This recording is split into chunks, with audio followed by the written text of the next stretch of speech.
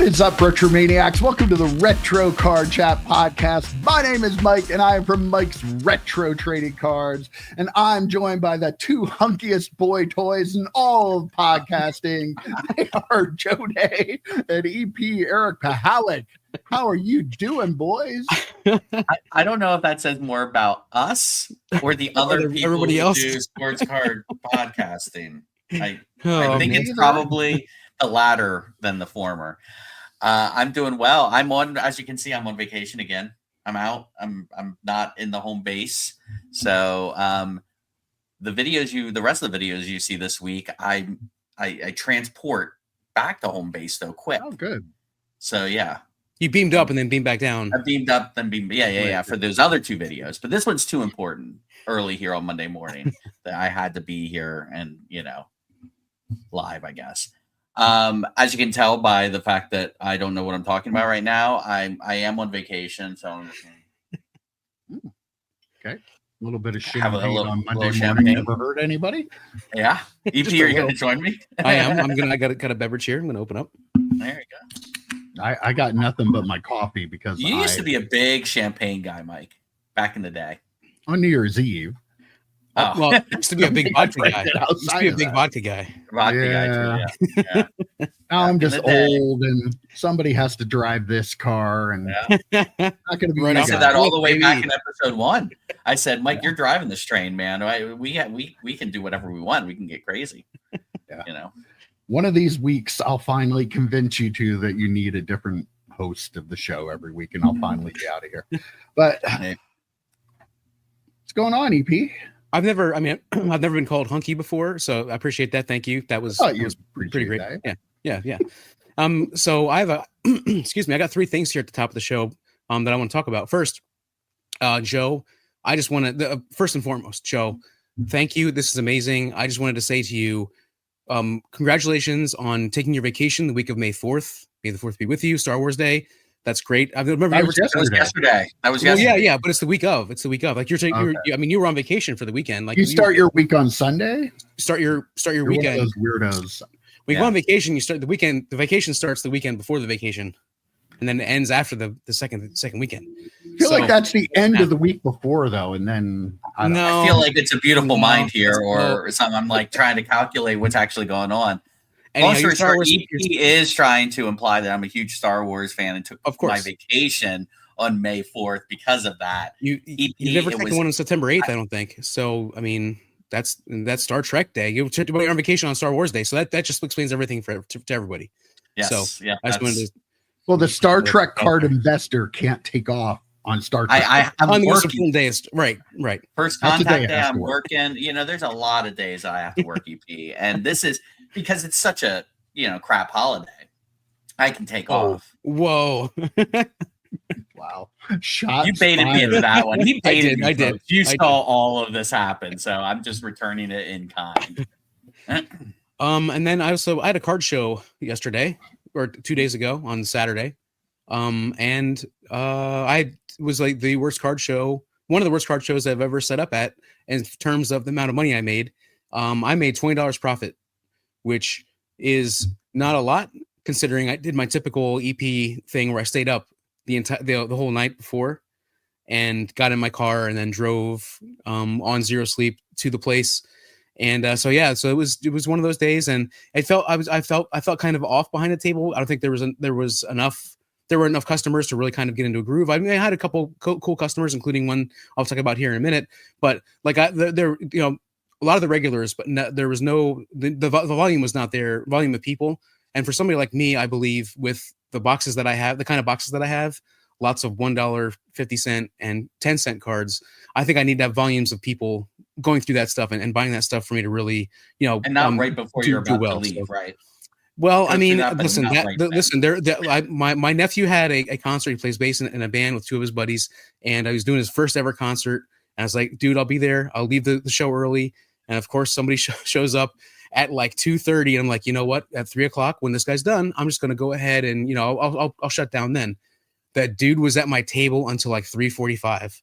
He went through like meticulously every single card in my 10-cent boxes ended up taking like 400 cards, which is great. I gave him a discount because there's so many of my 10-cent cards he took. I think he took $1 card. I said you can have that one as well, just kind of like making sure he would come back, that kind of thing. But then I packed up and I left the show at 4:28, made it to Bloomsburg by 5:08, was parked by 5:08. So I didn't break too many driving rules, but I did make it on time. The highlight of the show, though, even though I only made $20, the highlight of the show really was meeting Kevin from Harrisburg. I unlocked a new character. This is a fan of the channel. Walked up to me and said, "EP." I was like, "Now this is not Card Show Kevin, right? Not Card Show Kevin. New character, another character. Kevin from Harrisburg. They're just Kevin's everywhere. They're coming out of the woodwork. He watched the show and he watched the show and he was like, well, if he's signed up at that show, I've never been to that show. He's been to Sealands Road before. We've never been to that show. So he wasn't even sure where to go when he got into town. And so very, very cool. He walked up, shook my hand, went through my boxes, took a handful of cards. And but what he did do was he gave us all a gift. He brought gifts for all of us. He brought a little care package for Mike. Woo! There's George Brett. Little care package for Joe. There's Dan Marino. And the man. And then a little care package for me, Reggie Jackson. Wow. So very, very, very cool. Not for me.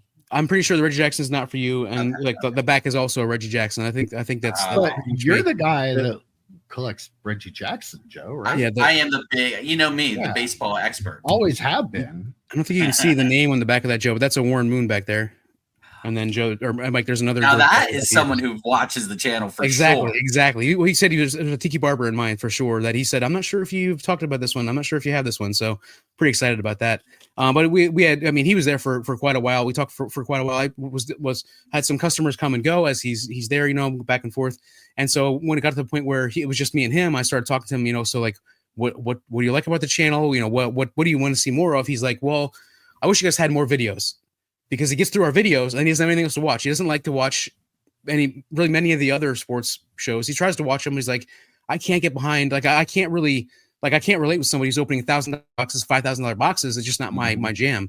And I was like, yeah, that's kind of where we are. And I said, we've been friends forever. And he said, yeah, you can tell 100% that you guys have been friends forever.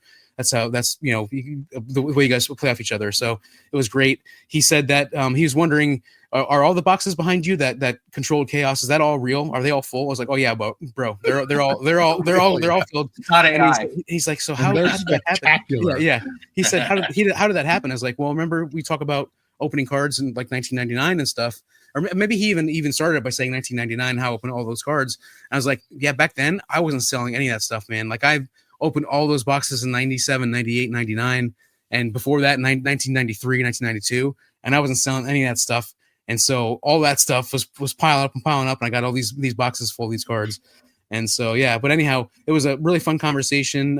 Kevin, I got his email address, and I'm going to reach out to him just to thank him again for stopping at my table and check out his eBay. He has an eBay store where he actually likes to go to shows and stuff. He buys singles like 10-cent cards, 25-cent cards, dollar cards, that sort of stuff. Then he puts them all into big lots and sells them on eBay. He buys a bunch of stuff that he wants to keep. Sometimes he'll buy entire boxes and then take the box, take out the cards he wants to keep, and then sell the rest of them. And just way to do it. He builds the way we build. There's a smart way to build. Just using the hobby to pay for the hobby and getting some cool cards along the way that aren't super expensive. So it was a really fun conversation. It really, I was there set up with my buddy Rob who's a photographer at our paper, and so I like that was a lot of fun setting up with him. But meeting Kevin made my day because he hung around there for a while, and because I had a slow day selling and stuff. But he kind of made my day. I was genuinely excited to hear that a fan watched our show and then showed up to the show because of that, and then they gave us gifts and went through our stuff. So it was just a lot of fun, and I just wanted to share that with everybody. Thank you, Kevin. First of all, for the cards, very nice. And EP, I feel like you missed out an opportunity there to make like $20 for an auto and $10 for a picture. I mean, it sounds like nobody wants a photo. Nobody wants a signed photo of this. Got a face for radio, everyone. Yes. Yeah. No, but that sounds really cool. I mean, I'm sorry I missed it. I love it when we end up meeting people that watch our show. It still blows my mind that anybody does, and like they come up to us and talk to us. Like, I said it's weird too because they know us. and we don't know them. Yeah, So it's that little weird right. thing. Yeah. There was another guy that came up, and he might have introduced himself as somebody who watches our channel previously because he seemed like he knew me, but like you know, I've only seen somebody like maybe one time, and I'm like, you know, like I said, when I am go to these shows, I'm on zero sleep, and so that's why I started having people write down their names in the notebook. So I gotta get some. I said, dude, can you please put your name and email address in this notebook so I remember you. So, but anyhow, I said to him about how we like when we're done, like a lot of times when we shut off the recording, you know, and we're talking about, and we even in text and stuff, how often we say, I can't believe how much people like us and how much people follow our show and they like our videos, that sort of stuff. Just it's amazing, and we're humbled by it. We love it. It's amazing. Oh yeah, for sure. Well, Joe's not humbled by it. I'm not. I've never been humble, but humble or subtle. So, can I ask you, EP? Though, yes, I wasn't at the show, and you're saying that attendance was down. I'm just saying, could be in the connection. You think everybody in the? I don't know. Think everybody in the maybe because I wasn't there, people didn't show up. I mean, that's right. What it was the #1 Monday morning podcast about cards on YouTube. So it's true. Possible, right? It's very, very true. And I was going to say that's probably why EP was as tired as he was. No coffee for Mike. I did make myself a Gator Bowl, but that wasn't enough. Wasn't enough. So needed that Starbucks venti to get it kicked off in the morning. There was by Starbucks. Who knows? We'll get that one. Throws a couple grand. I don't know. Yeah. Throw out there two weird things. There were two Pokemon tables behind me.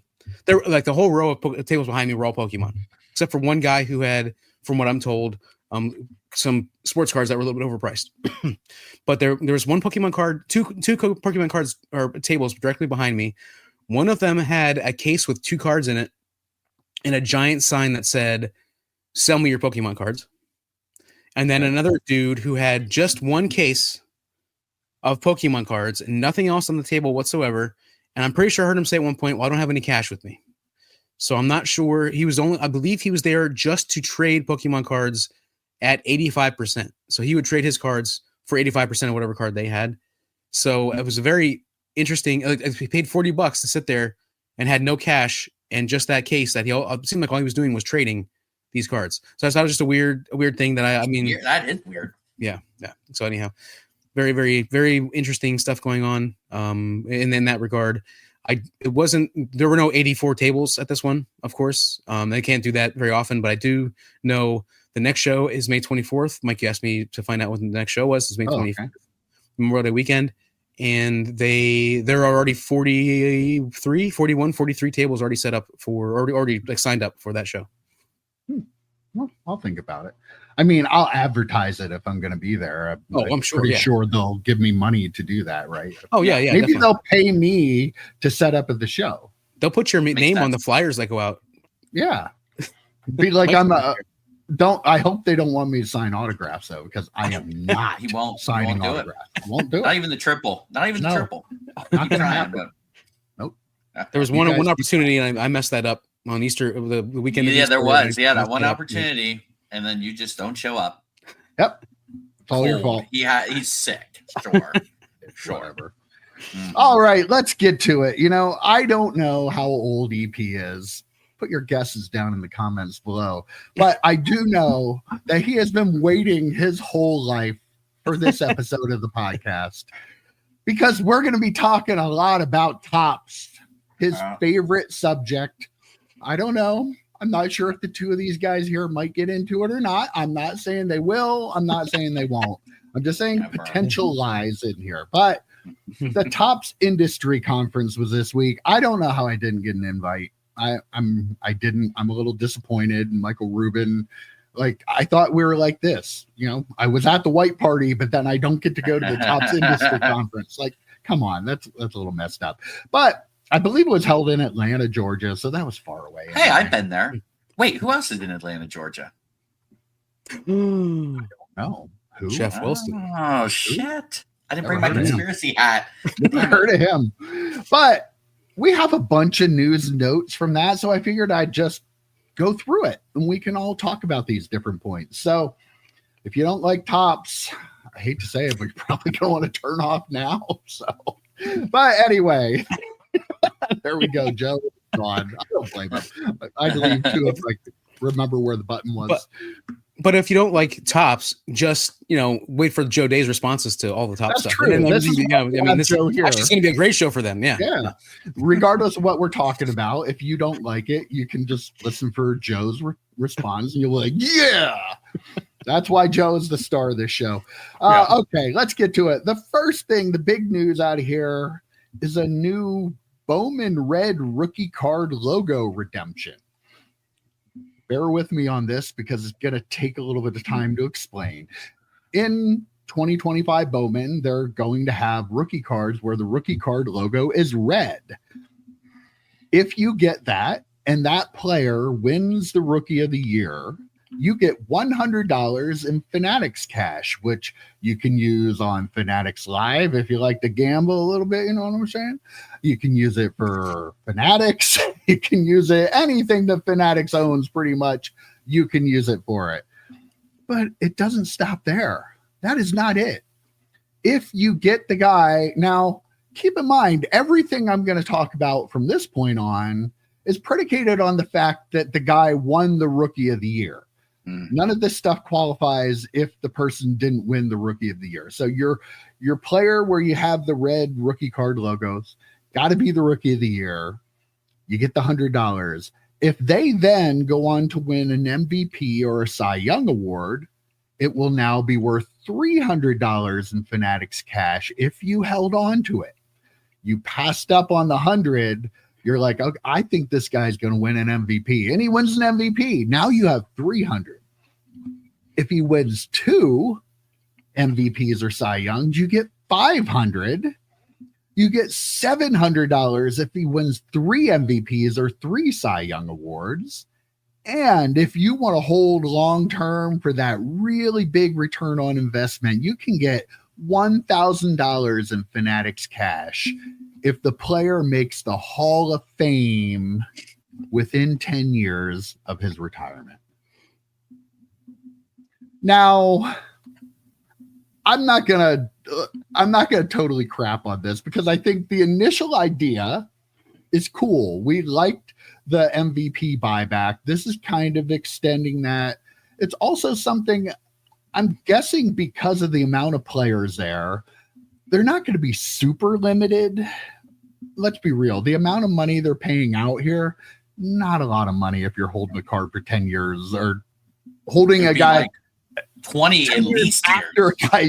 20 years and then another 10. So I'm going to guess they're going to be fairly easy to get. Not easy, but like they're not going to be like all the other one-of-one chases. So this is something we talk about all the time. What are you going to do for normal collectors? This is something that normal collectors can get into. And I like the first step of it. After that, I'm maybe a little less excited about it. I think somebody should have been in that room saying, hold on a second. This is getting a little bit too much to pile all this stuff on. And really, 3 MVPs and the Rookie of the Year, and you're going to give them $700 in Fanatics cash. Like, how often does that happen? That was going to be my first question was, has this ever happened before? I need a baseball expert to tell us. Has 3 this MVPs ever is a lot.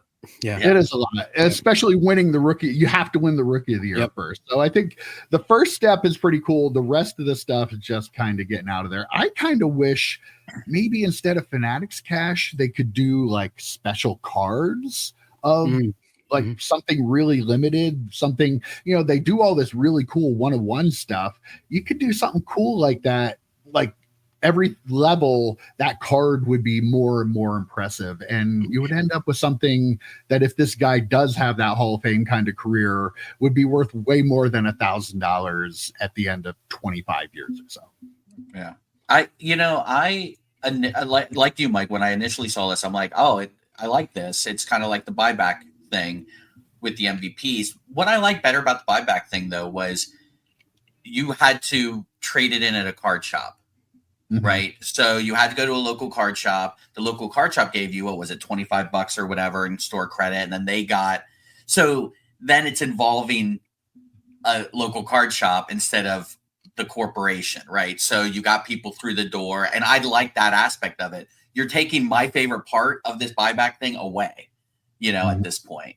So that's a L for me personally. And then, like, say you open up this product in 3 or 4 years, like people keep sealed boxes around. Say you open up in 3 or 4 years and they won the rookie of the year. What happens then? Like, you have to, I believe the rules are you have 4 months after their announced rookie of the year to turn it in for the $100. So the sealed product would, if they pulled whoever, a Paul Keens this year, it wouldn't matter. Yeah. Well, it will potentially have value at the next step because it would be like you had one and decided to hold it. Okay. Yeah, that makes sense. You're going to have to have that right special player to make it. So it could be something if it's the right, say there's a Paul Skeens kind of guy and he wins rookie of the year. And then all of a sudden he goes on and he has a great career. Like, you need that guy for it to have value in the future, like in a sealed product, but it could potentially still have value. And if there's a guy who wins rookie of the year that all of a sudden wins an MVP in the first year or two after that, you're probably going to see prices jump. Although the amount of money it's worth isn't really enough to, it's not really worth push those up. Yeah. Right. And like, what was it? $1,000 at the max. And it literally, 15-year career, probably, right? 20 to be a Hall of Famer, 15 to 20 year plus another 10 years after that. Will Fanatics even be around? Is there a proviso on those cards that basically say, oh, if we're not in business or we sell or this or that, you don't get it? Like, I'm guessing there has to be some legalese there that would lead you to suspect that would be the case, but I don't know. But the initial idea I like, but that's a little ridiculous. And then taking the local card shops out of it is a big no for me personally. Yeah, I agree on taking the card shops out of being a big deal or being a bad deal, and I thought it was a good deal when I first heard about it. I agree on all that stuff. How did they didn't say anything about how rare this red rookie card would be compared to the other rookie cards. So like the rarity is going to determine. Said they would be limited, but what does that mean? Right. Yeah. They're only going to print like 1 million instead of the 3 million that the base cards are going to be right now. Panini still calls Leaf limited, right? Panini still has the product name limited. Words don't mean what they mean. Yeah. One of my points was going to be, like Joe, you said, we guys both said about the 20-year career and then 10 years after that. Like, what does the hobby even look like in 2050 or 2055? Like, that is what we're talking about here. What's $1,000 worth in 2055? Can you even buy a blaster box in 2055 for $1,000? Right. Like $1,000 might be a pittance. The way we're going, probably not. Yeah. A hanger pack, right? Can you a hanger pack for that month? So, but I think if you end up doing this, which again I think it's a really cool concept, really cool idea.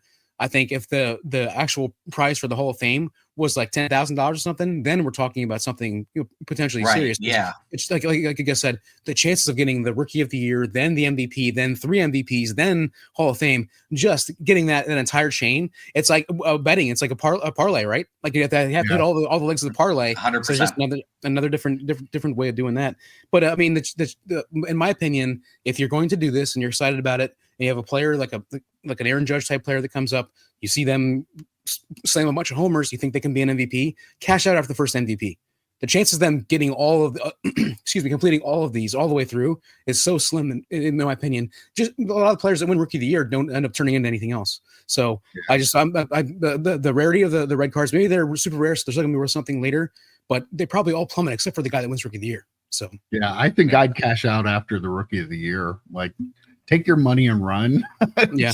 Baseball is like, it's hard. It's a hard sport to maintain a certain level. So unless you're like a super elite, like a Bryce Harper that comes into the league or somebody like that at that level, I can't see. I mean, you should know too, like by the end of the season, you should know how good that person is. You should be able to project, is this really an MVP kind of guy? Or is this like just the best of the rookies that came out of a bad rookie class? So, right.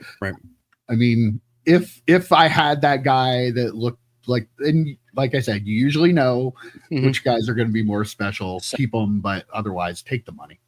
One guy has done it according to AI. One guy has won Rookie of the Year and 3 MVPs.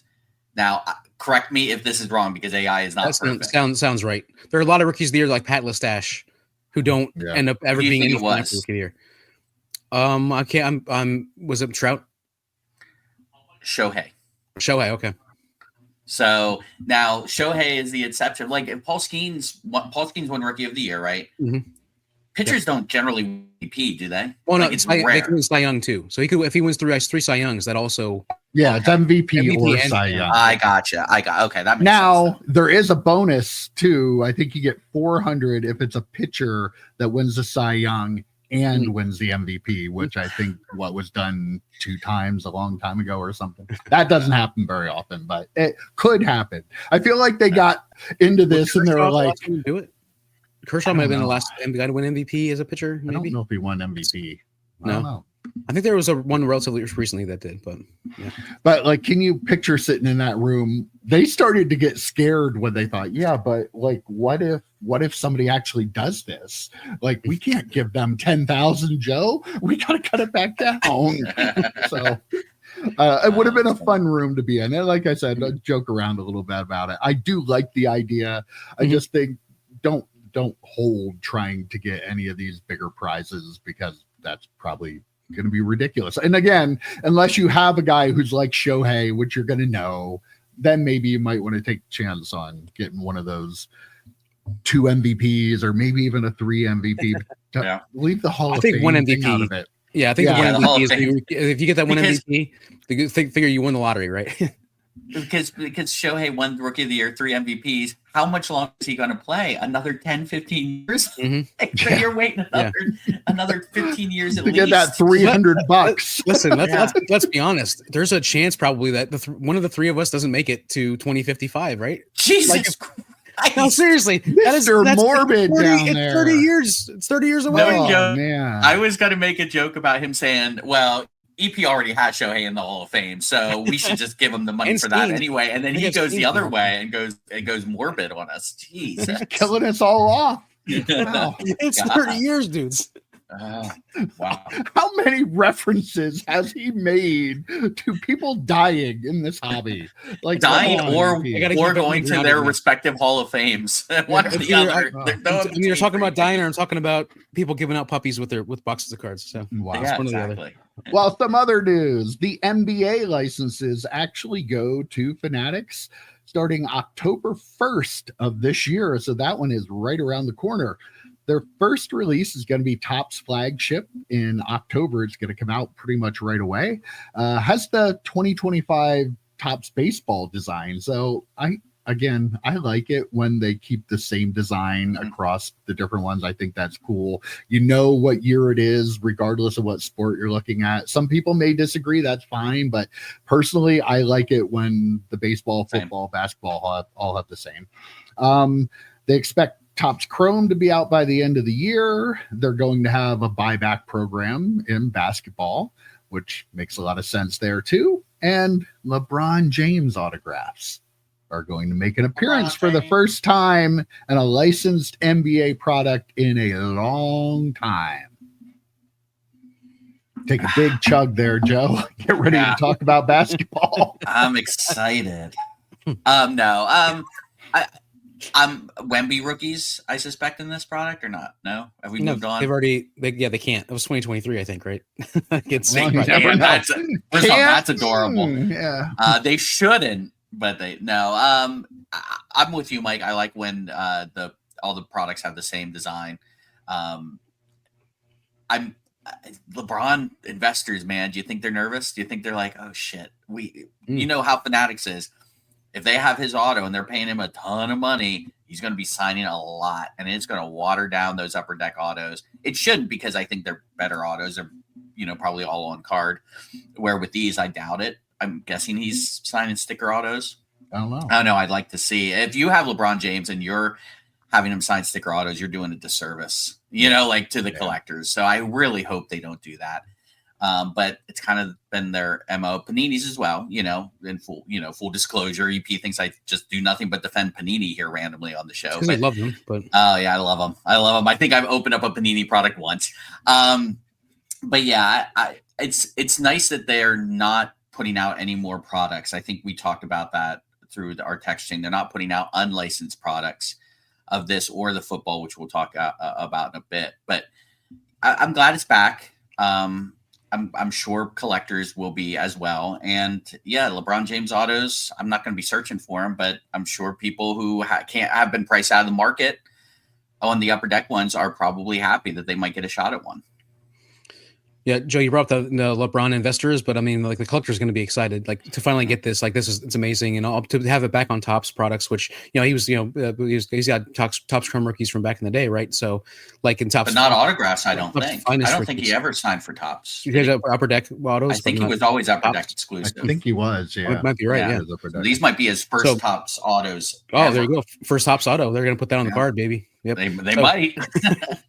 No, this is great. We guys both hit on it. Like 1999 Finest, we talk about that. Like we love the design of that set, and that they had that across all the sports. And that's something to be able to have those cards plus the refractors of all those cards. It's going to be great. Yeah, I'm super excited about it. Except that I wrote down October 1, and then my second note was $$, because this is going to be expensive, right? This is going to be outrageous. It's going to be this is nothing I'm going to be able to buy for sure. Him? Did what? Just take my role here talking No. Here's what happened. I said this last week. When there are new facts entered into the equation, then my opinion changes. And what happened is they have accelerated. So you didn't trust your friend. They accelerated. This was going to happen. He did many times. Sometimes a bit of a negative Nelly. I love you, Joe. Sometimes you're a bit of a negative Nelly. So anyhow, I'm right. You are right, but they have escalated the prices at a faster rate than I expected. So by the time this stuff gets here, especially with LeBron in it, it's going to be outrageously priced, I think. Even I told EP that would happen. Topps basketball, the first thing that comes out, what do you think that'll cost? Like the regular Topps flagship, $500. I don't even think it'll be that high. I was going to say $250 max. Okay. I don't even think it'll be that. I think baseball was like $150 this year, I think, wasn't it? Wasn't baseball like $150 this year? For 120, 119 or something like that, 129, maybe something in that. If that's what baseball, then I'm going to say $199.99 suggested retail. I don't think it'll be over 150 like when they sell it on the website. So I mean, if they did, that'd be great. I mean, my buy box. I mean, Topps, they can print whatever they need to on that. So if you're starting off the license, you want to get people collecting, you're doing the flagship brand, why not? Because you're putting some fun stuff in it.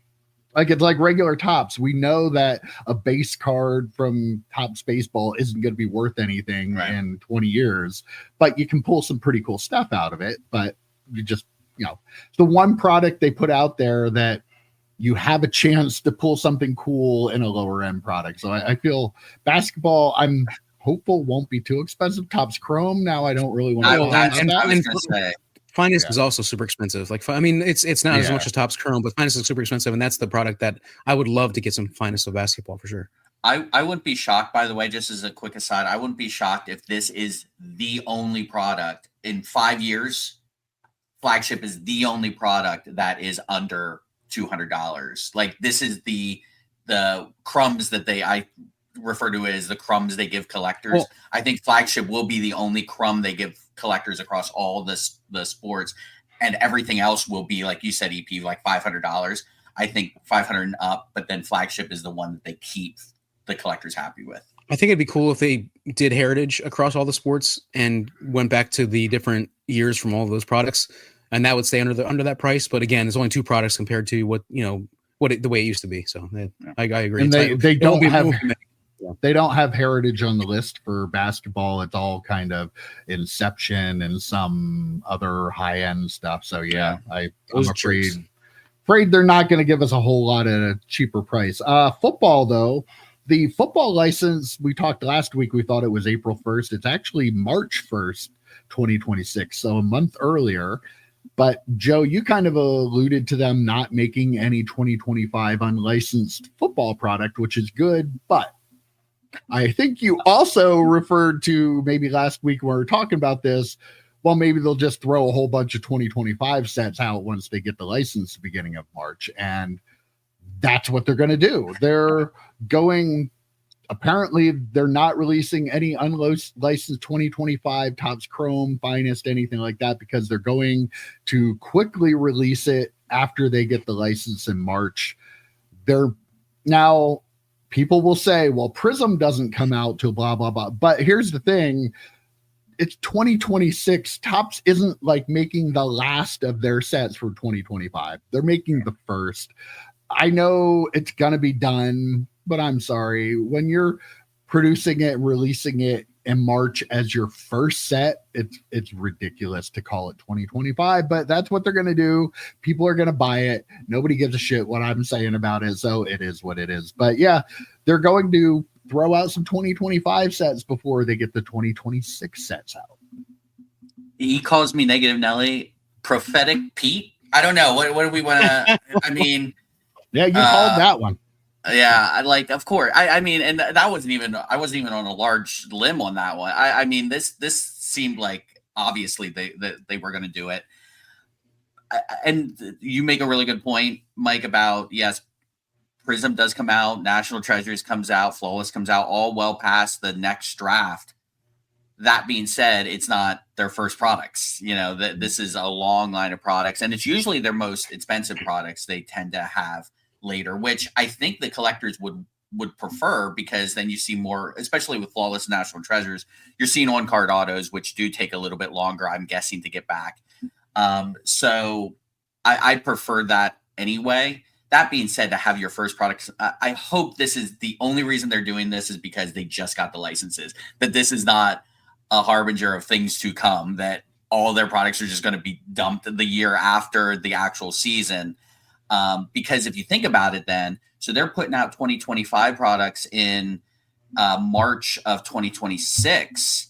When's 2026 start to come out? How long of a turnaround are they going to have before they start putting those 2026 products on the shelf? So you just spent a boatload of money in March of 2025. 3, 4, 5 months later, you're going to have to put a boatload of money out on the new 2026, actual 2026 products. So, yeah, they're getting you from both ends on that one. Yeah, this feels like it might almost be a weird test case where it sounds like they're going to have all these sets in the chamber, right, already printed. They're going to release them within 2 weeks of each other, and they're trying to are they trying to bankrupt hobbyists, people buying the cards?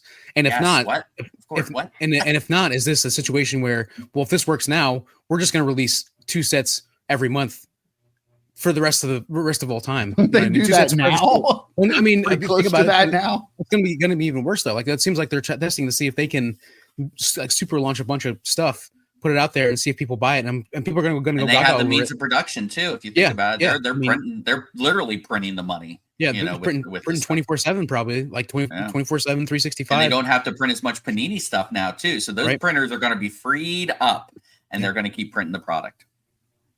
Yeah, and that I'm with you, Joe. I'm sure they'll have this printed up well before they even get the license. It'll all be ready to go. But maybe it's a one-time. It should be a one-time thing. It's a circumstance. We're not going to have them losing the license for 20 years. So I don't know why they would wait on stuff when they could be selling it all along, but they're trying to get an extra year's worth in here that they really weren't licensed to get, but they're going to do it anyway, because you do whatever you want in this hobby and nobody ever cares, because that's how the hobby is. Yep. Isn't that right? People aren't going to boycott it. It's not like they're going to buy Topps Chrome when it comes out in March, So for baseball, mostly we're back to all the one-of-one stuff. They're doing a fantastic job creating some really cool cards. I absolutely give them credit for that. Unfortunately, it's stuff I never will have an opportunity to even have an opportunity to get one of these cards, because it's in stuff I'm not going to be buying. They have these very cool bat knob cards. They had players that had stickers of their 2024 or 2025 Topps cards on the bottom of the bat knobs that they used, and then they made cards out of that, which is cool. That's going to be in tier 1. They announced dual Logo Man cards in Dynasty. The gold Logo Man award winners are actually going to be in Topps Chrome. So that one's a little, but the problem is when they put the cool chase stuff in Topps Chrome, like Paul Skeen's debut patch, then an affordable product becomes unaffordable. So it's like, while it's cool if you can find one somewhere at a decent price, unfortunately it's going to be tougher to get. But I mean, I would prefer that over putting it in something that's $500, $800, $1,000 box. They're also going to be doing Willie Mays memorial patches. They're going to have current players wear patches commemorating Willie Mays' career, and they're going to take those patches and put them into cards. Joe, bastardization of the patch card thing? Is this that, yeah, this is what we've talked about. Also, NASCAR drivers now, apparently, with all these patches and logos. Jesus.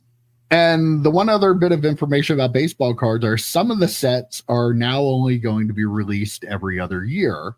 The only example they gave, though, was Platinum Anniversary. That one's going to not be released in even number years, I think.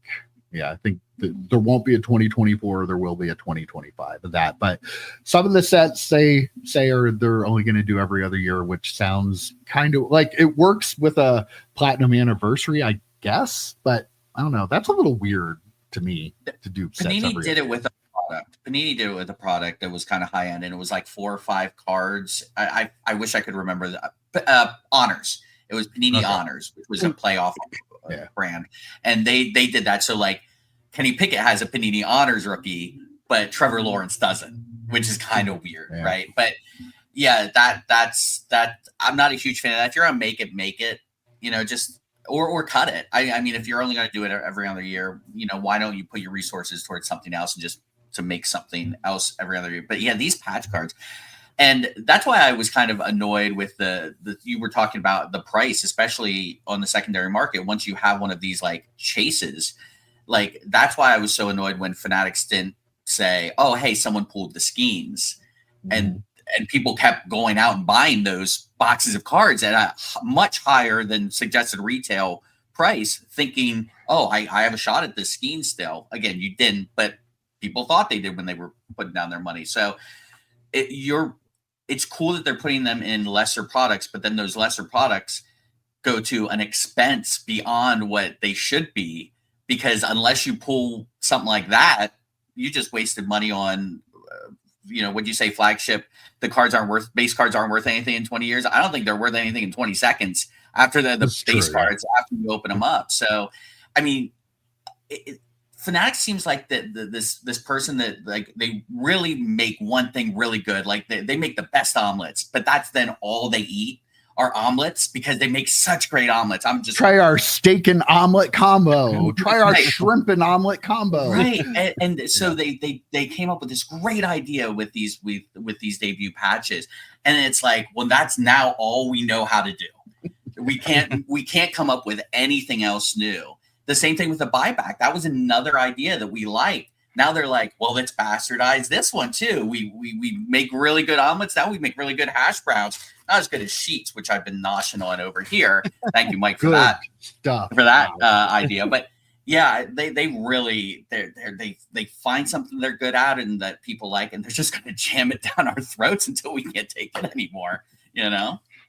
I think it's more than just that they found something they're good at. It's also they're seeing the response from people and the amount of money people are pouring into these products to get these things. And that's like driving them to say, okay, well, how can we do more of this to generate more money? The Willie Mays patch, is that something that everybody's going to wear in the MLB for like the entire year or something maybe? Or is that just specifically for a Topps product? Because if it's something where they're like commemorating Willie Mays for the entire year and they have patches are removable so they can have one for the player to keep and then one for Topps to get, then I'm cool with that. If it's just a Topps generated thing, that feels a little doesn't feel great to me. The getting rid of products, like they don't need to make Cosmic Black and Cosmic Chrome and Cosmic Sonic and Topps Cosmic Topps Chrome, Topps Chrome Black, all these different Chrome products. They can cut some of those along Topps with Chrome the platinum. Sapphire. Topps Chrome Sapphire. Like, come on. Like you do not need all these Topps Chrome products, especially when you're going to be 3xing your production by doing basketball and football on top of that with probably more products, better products from all those as well. So yeah, some of those you can eliminate. Again, I hope Archives isn't one of those that gets cut. I hope our Heritage isn't one of those that gets cut. So. But EP, the Topps Chrome versions are easy for them to make because they can just hit a button, change the background in the computer, and print some more. So they don't have to redesign. Heritage, they would have to actually, exactly. They'd have to actually design something and sell it at less than $200. I'm guessing. I mean, technically, Heritage is just the design from like this is 1979 or whatever. Or 77 or 76, something like that. So like they just take that design and use that, and then just throw a different photo on it. It's not as easy as Topps Chrome. I was going to say it's not as lucrative to make Heritage as it is to make another Chrome product. Chrome Black or whatever is definitely going to be more expensive than Heritage, and which means it's more money for them. Right. All right, on the non-sports front, which we're all interested in, even if Jeff Wilson doesn't like non-sports cards that much, they have a lot of new sets coming out for non-sports, which is kind of interesting. Some of them seem kind of high end. I'm not going to lie to you. There's something called Disney Vault and Disney Mint. I'm guessing anything called Mint is not going to be so expensive. You can just tell by the name. Even Pinnacle Mint back in the day wasn't cheap. You got those coins in them, but they have new sets from Marvel, Disney, Dune. They're going to have a set of Dune. They have Star Wars, of course, SpongeBob. So you're going to have SpongeBob cards. I'm sure it'll be probably Topps Chrome, right? But some cool stuff. But the big announcement is they are going to have autograph cards of some big actors. Ones that were brought up were Tom Hanks, Will Smith, Hugh Jackman, Ryan Reynolds, Billy Crystal, John Goodman. So going to be a lot of really big name autographs in it, and they want to use actual movie relic cards instead of just like that fake ones or off the rack ones. Yeah. So they're thank you for watching Rittenhouse content, Fanatics. I'm glad you're finally catching up. If they're gonna rip somebody off, at least they're ripping off Rittenhouse, somebody that does it the right way. Yeah. So you didn't specifically talk about the Marvel sets, but one thing you will find in those Marvel sets, and Negative Nelly, Prophetic Pete, whatever you want to call me, I said they are going to make a lot of Marvel movie stuff. It's going to be a lot more MCU than it will be original art stuff, and that has held true. Most of the stuff that they're coming out with are MCU type products, which if you were one of those people that collected a lot of Upper Deck stuff, and I know Spidey Hits is now concerned, even though I told him, I said, prepare yourself. It's going to be mostly MCU stuff. And he just put out a video saying, it seems to be mostly MCU stuff. Because they know they can sell, they can bring in a different audience. So the Marvel people, if this is all they have, they're going to have to buy it. But then you have the MCU people who have been like, Upper Deck hasn't really catered to us. So maybe, they'll be brought into it.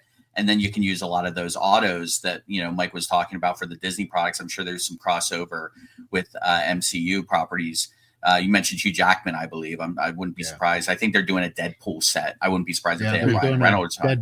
Deadpool Topps Chrome set. Yeah. That would be cool. Oh, yeah. If you do a Topps Chrome set and actually have like a comic book Deadpool autograph with Ryan Reynolds. I think maybe they're not going to do that. Maybe that'll not. I'm gonna hold final judgment until I see some of these products get ripped. I could see but I actually enjoyed the X-Men 97 set, watching people rip that. Again, people, if anyone's pushing back, this is comic book. No, it's not. This is another X-Men 97 was an MCU product, So, and they had voice actors autographs. They didn't have many sketch cards, if any at all. So there's a lot of stuff that people who collected Upper Deck are probably going to be pretty disappointed in. Yeah, I would love the autograph list. I was just trying to think if there's any sort of commonality between all of them. Like Disney, none of them are any. Well, no, I mean, as far as any property, any property. Right, yeah, but I was thinking like it's like some MCU film with multiple people. But the list because like didn't anybody because Billy Crystal and John Goodman were in Monsters Inc. Okay. or whatever it was called. Yeah. Yeah. But Tom Hanks Woody autograph though. Yeah, come on, that's pretty badass. It is. Cool. Yeah. It's gonna be expensive to buy that box though. I'm guessing. Yeah. Well, if it's Disney Mint or Vault or Vault. Yeah. But I like Toy Story because it would be the characters from the cartoons. I'm not a big fan of products that show scenes from a movie or scenes from a TV show. They're just not my favorite thing. And I like the idea of the autographs of the people that I love from these MCU films. I'm a huge fan of the MCU movies, but I don't want to have just scenes from those films as like the main set. And so I'm torn in that regard. I'd rather have something like the stuff that Upper Deck is creating with autographs of the actors, which they're not really connected. That's what I would like. So it's I'm kind of torn there. So I look forward. I will not pass judgment until I see them as well. But I have a feeling like Joe said, it's going to be a lot of stuff with a lot of the scenes from TV shows and movies that won't appeal to me. All right. One of the other big things, they're standardizing the rainbow across all their products, all their sports, which I was like, it's not now, but I guess it's not. But yeah, so red will be out of 5, the black will be out of 10, the orange will be out of 25, the gold will be out of 50, just across all the stuff. Some people were excited about this. I don't know. If you're a rainbow collector, I'm sure you probably are. But this is one of the things, we watch a lot of Silver Sport, and they'll open up one product from Panini, and the gold will be out of 10. Another product, it'll be out of 75 or something. And so I'm glad that Topps is doing this for those people, and that way when you see the card, you don't have to really, I guess, turn it over and look at the number. I don't know. Topps has numbers on the front too. You don't have to turn it over. I think maybe I'm going to play the negative Nelly here in this one because I feel like this is we got a lot of people messing up a lot of stuff lately. We got a lot of problems. Let's just make it all the same for everybody. So they're not, they can't mess it up, and they're still going to mess it up. But I feel like that's the case. Wow. So negative. Yeah. Super negative. People turn off the podcast when you start doing your negative stuff all the time. Yeah.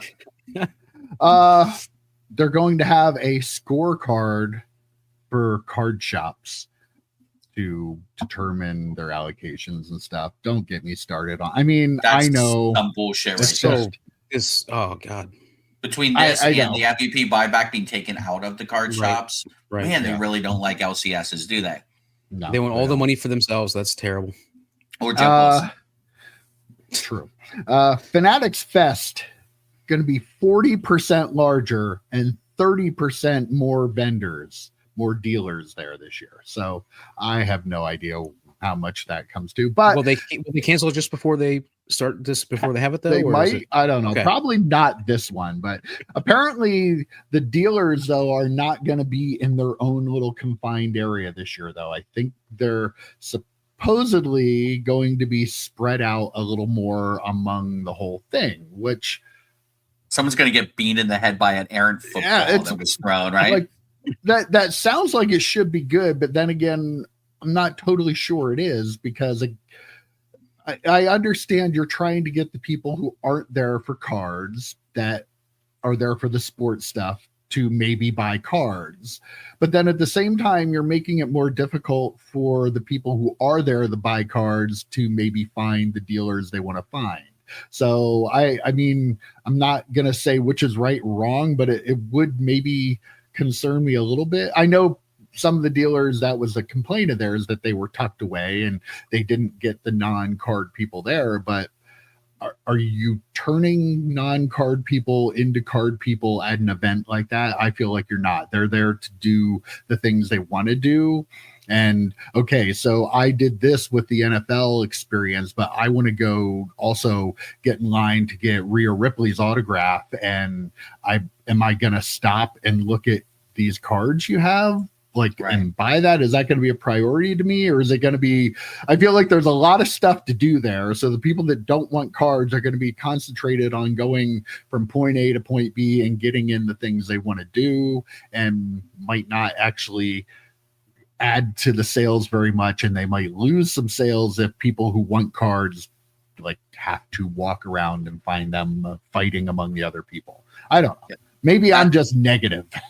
You two negative Nellies here. I'll tell you. I don't know. I'm with you on this, Mike, because like for who you gain as a potential buyer, I think is less than who you might lose as a potential buyer of someone who's coming in as a card collector who just is going to Fanatics Fest for the cards, which, I mean, I don't know. Like, I'm a card collector. If I lived in New York City or wherever a Fanatics Fest is, I don't think I would go to Fanatics. Like, there are other local shows I could go to than going into Fanatics. Like, so I'm thinking, well, maybe they know that card people would rather just go to the national.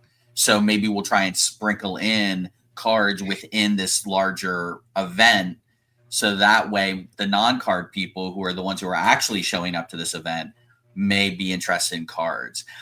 Either way, I don't think it's worth the table fees. I'm going to go out on a limb and say that the folks that they're bringing in are probably more of the influencer type card dealers, like the Roth cards and Jeff Wilson and people like that. Yeah, I feel like they're like at the local show here. There are people that request the tables in the center of the show as opposed to on the edges, and I feel like this is probably more what the dealers wanted. They wanted all the card dealers to get better positioning on the floor as opposed to being tucked away, but that's not something that Topps probably cares about or Fanatics probably cares about. And so I feel like spreading it out is probably detrimental to the dealers, because if there is a cards spot, that's where the people that want cards are going to go, and that's what they're going to be able to spend and make their money.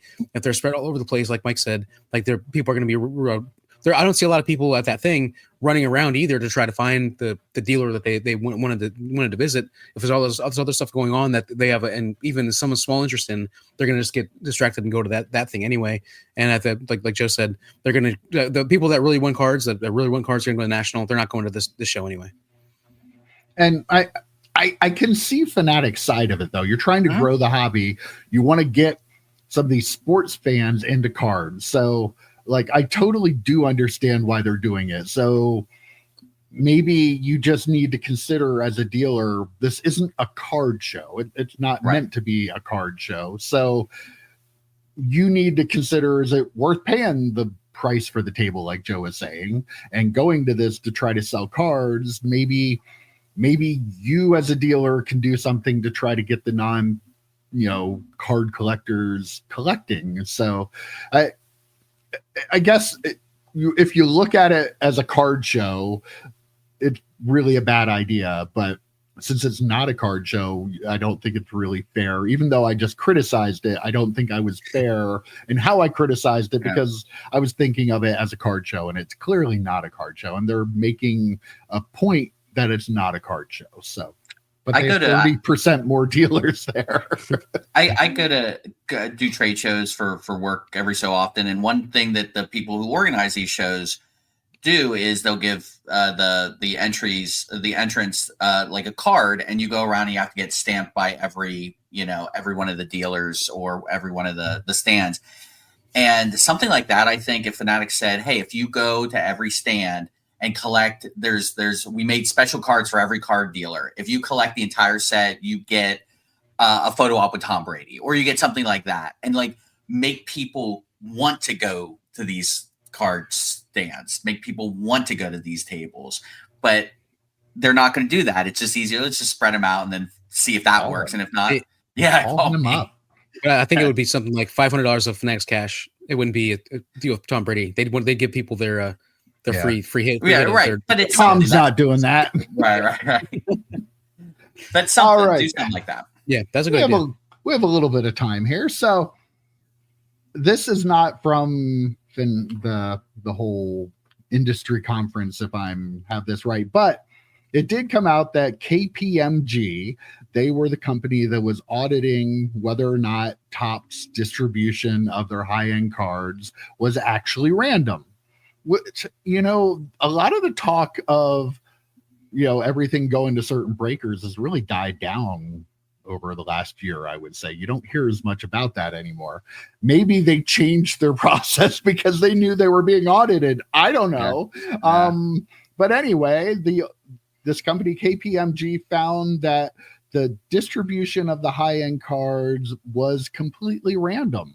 They followed it for a year from 4/1/24 to 3/31/25, and their conclusion was that everything is random, and even the triple autograph Olympic card that has not been found yet was found to be sent randomly. So we like to joke and laugh a lot about stuff, but I feel like you don't hear as much anymore that, oh, this breaker gets all the big hits now, which a lot of that was Panini to begin That was a lot of Panini. That wasn't really top. So I feel pretty confident that this outside company is probably, their findings are accurate. I think it is random. Whether or not Topps decided they wanted to make sure during the audit period that it was random, I don't know, but at least for the last year, I'm fully confident that this is correct and it was random.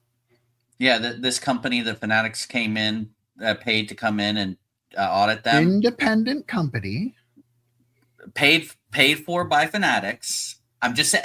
I think it's random too. I'm mostly just throwing chum in the water for EP at this point. But yeah, I mean, to your point, Mike, it might have been, hey guys, we need to cut this out for a year. And then maybe, who knows? But I 100% agree with you. The juiced case argument, that was a Panini thing. My whole thing with Fanatics was more the juice, like, oh, this is wild that Caitlin Clark pulled her own card or something like that. Someone like that. Yeah. Like that to me, the Miz pulled a rock auto. Like that's where I have my little negative Nelly, prophetic Pete, whatever you want to call me.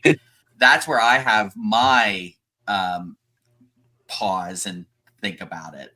The case thing with breakers, I have the report right here, Joe. Clearly the rock auto being pulled by the Miz was random. It says it right here. It's a very small report for a whole year. It's a sheet of paper. Bullet points. They gave you bullet points. I mean, I worked for a grocery store for a while, and we always knew when people were going to be coming in and doing an inspection. Same thing with, like we get out at my paper, we'll like, oh, the big ones are coming, clean up your desk area. So, but over the course of a year, for a full year, that's a little bit of a different thing. I do 100% agree that it's random. At least it was random during the period, and we'll see what happens after the fact. But yeah. All right. Well, I thought this would be fun, and some collectors might want to know this. Bo Jackson is doing a signing at PSA. You can send in cards or Funko Pops by June 13th, and he will sign them, and they will slab them there. I think the turnaround time is only like 20 days, I think, on the slabbing for that. I think you can get the autograph graded for an extra fee if you choose to. He will not do cards with the bat or shoulder pads on, so he won't be doing the score. He won't be doing the 89 score, withholding that. Won't do any Tecmo Bowl stuff, so you can't send that. A couple other things too out there, like no things that already have other autographs on it. Nothing with Cam Newton or whoever I forget the coach's name that was the coach. Auburn. So yeah, but $199 for an autograph on a card. I think that's actually kind of cool. I'll have to check to see if I sold it, but I had a Bo Jackson card out of something signature, and like the whole bottom of it's white, but it doesn't have a signature because of the non-autographed version of it. But that card would be fantastic to have him autographed there. And I don't think I sold it, so I might have to. I don't know, $200 is a lot, but I mean, it would be kind of cool. That would be the perfect card. That would be the perfect card to do it. There's a Star Trek profile set that I love, and some unautographed cards got slipped in. If I pulled like the Shatner out of a pack, I'd love to have him sign that. But yeah, this is neat. And again, this might be one of the first times PSA has done something like this, right? Yeah. Like well, we talked about this a while ago that they were going to. They had somebody there. I don't think it was an athlete. I think it was somebody else that they had recently that did it. I can't remember who it is. I apologize for that. But yeah, I mean, we talked about how we like when CGC does it. I was just going to say, this is a CGC idea that PSA's like, shit, we're bigger than CGC. That's we'll just do good it too. idea. That's a good idea. We can just scarf this one up. It's like when other card companies take Rittenhouse's ideas or bigger channels take our ideas. I mean, never mind. That's a whole different topic, I guess. But no, I like the PSA's doing this. 200 does seem a little steep, especially he's not signing the stuff that probably would gain the most value. And he's doing that. He's knowingly doing that. Mm-hmm. I wish they just had tiers then. Like, I'm not going to sign that score card with the shoulder pads and the baseball bat for 200. I'll sign it for 300 or something like that. Give people that option. Tecmo Bowl stuff's more expensive or whatever. But yeah, like, I don't know, picking and choosing that kind of turned me off a little bit. And I get why they're encapsulating it. I wish they would. I don't think they're going to grade the cards as well. I'm guessing you can grade the auto, but they're not going to also grade the auto graded. Yeah. Yeah, I reacted a bit when I heard the price $200, just because I was thinking, I have some Bo Jackson cards that maybe would be kind of cool to send in. The 200 is probably the right. It's probably cheap. Consider I don't remember. $199. It's not even 200. Sure. Apparently, at the National last year, he was like $203. Okay, I was going to ask. Okay, that's about. So it's very similar to that price. Right. But you didn't get it slabbed by PSA there, right? So. Right. So that's. But you got to meet him. Like that's the difference too. If for people who like that kind of stuff. Yes. So there's no limit on like his rookie card or anything, right? The 88 Topps rookie card. I could probably send that one in. That'd be kind of a cool one to get an autograph on it, I think. So yeah. Well, we should all do that. If you want to do it, again, has to be in by June 13th. If you just go to PSA, all the information for it is there. And this will not be the last one they do. I guarantee you, if this is successful, it's gonna be on like Donkey Kong, as it were. I like this. We've talked about this before, but I think this is good. I like that. These bigger companies that authenticate the autographs, there's so much fake crap out there. We're to the point that we don't even know if we pull a card out of a pack that was given to us by a major company is actually real. We know that the one guy said some of the agents signed. We know some of these guys have friends that sign it for them because all they have to do is sign the affidavit saying, and what are they going to do? Even if they know they're fake, they're not going to do anything about it because they don't want to ruin the relationship with the athlete or the agent. So that means that the companies may even know something's not right, but they're still putting it in a pack for us as collectors to pay for it. So this kind of thing, like you said, CGC has done it for a long time. It's a great way to actually get an autograph that is real. And $200 for Bo Jackson, I don't know. Doesn't sound bad. And also like the him not signing the shoulder pad cards is like that's an ongoing thing. It's not like it's a new thing. Like he historically does not do that. So it's not like they're making some weird concession or doing anything weird in that regard too. Yeah, and I don't sign anything, so I'm right there with you. That's true. So. That's fair. Mike. All right, guys. That was a lot of Topps talk this week. I don't know if anybody's still with us, but if you are, what should we have them tell us this week? I don't know. Pick something random, EP.